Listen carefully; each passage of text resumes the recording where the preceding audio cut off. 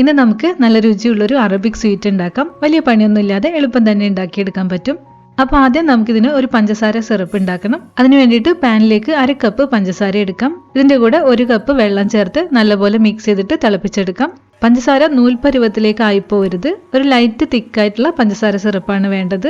Sugar syrup ചെറിയ തിക്കിൽ നല്ലപോലെ തിളച്ചു വരുമ്പോൾ 1/4 ടീസ്പൂൺ ചെറുനാരങ്ങ നീരും കൂടെ ചേർത്തിട്ട് ഫ്ലെയിം ഓഫ് ചെയ്യാം. ഇത് നമുക്ക് മാറ്റി വെക്കാം കേട്ടോ. ഇനി കുറച്ച് വലിയൊരു ബൗളിലേക്ക് 2 മുട്ട എടുക്കാം. നമുക്കിതിലേക്ക് മുട്ടയും തൈരും ഒക്കെ വേണം. അപ്പൊ അതൊക്കെ ഫ്രിഡ്ജിൽ നിന്ന് മുമ്പേ തന്നെ എടുത്ത് പുറത്ത് വെച്ചിട്ട് റൂം ടെമ്പറേച്ചറിലായിട്ട് വേണം എടുക്കാൻ. മുട്ടയിലേക്ക് 1/2 കപ്പ് പൊടിച്ച പഞ്ചസാര കൂടെ ചേർത്ത് കൊടുക്കാം. എന്നിട്ട് മുട്ടയും പഞ്ചസാരയും കൂടെ നല്ലപോലെ ബീറ്റ് ചെയ്തെടുക്കണം. ഇതിൽ പഞ്ചസാര ചേർക്കുമ്പോൾ പൊടിച്ചിട്ട് തന്നെ എടുത്താൽ മതി. അപ്പൊ നമുക്ക് വേഗം നന്നായിട്ട് ബീറ്റ് ചെയ്യാൻ പറ്റും കേട്ടോ. മുഴുവനോടെ ചേർത്താൽ അത് അലിഞ്ഞിട്ട് റെഡിയായി വരാൻ സമയം എടുക്കും. ബീറ്റർ ഉണ്ടെങ്കിൽ അത് വെച്ചിട്ട് ബീറ്റ് ചെയ്യാം, അല്ലെങ്കിൽ മിക്സിയുടെ വലിയ ജാറിലേക്ക് ചേർത്തിട്ട് അടിച്ചെടുത്താലും മതി. എങ്ങനെയായാലും നന്നായിട്ട് പതഞ്ഞ് നല്ല ക്രീം പോലെ ആവണം. അപ്പോൾ ബീറ്റ് ചെയ്ത് എടുത്തിട്ടുണ്ട്. ഇനി ഇതിലേക്ക് 6 ടേബിൾ സ്പൂൺ അളവിൽ സൺഫ്ലവർ ഓയിൽ ചേർക്കണം. ഫ്ലേവർ ഇല്ലാത്ത ഏത് ഓയിലും എടുക്കാം, അല്ലെങ്കിൽ 6 ടേബിൾ സ്പൂൺ അളവിന് മെൽറ്റ് ചെയ്ത ബട്ടറും ചേർക്കാം കേട്ടോ.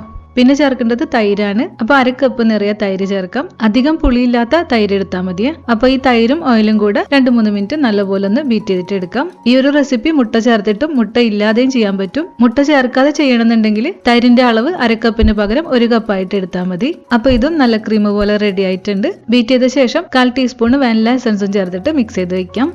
ഇനി ഇതിലെ മെയിൻ ഇൻഗ്രീഡിയന്റ് ആയിട്ടുള്ള റവയാണ് ചേർക്കുന്നത്. 1 കപ്പ് റവ ചേർത്ത് കൊടുക്കണം.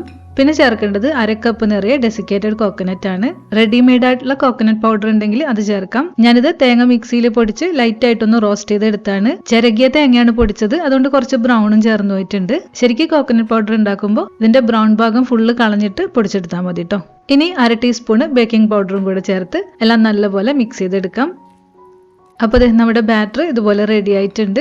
സ്ക്വയർ ഷേപ്പിലുള്ള ഒരു ടിന്നിലേക്ക് ഈ ബാറ്റർ മാറ്റാം. എല്ലായിടത്തും ഒരുപോലെ വരുന്ന രീതിയിൽ സ്പ്രെഡ് ചെയ്യണം. ഇനി ഇത് 180 ഡിഗ്രിയിൽ ഒരു 25-30 മിനിറ്റ് ബേക്ക് ചെയ്തെടുക്കാം. അരമണിക്കൂറിൽ റവ ഇവിടെ ബേക്ക് ആയിട്ടുണ്ട്. നമ്മൾ ഉണ്ടാക്കി വെച്ച പഞ്ചസാര സിറപ്പാണ്.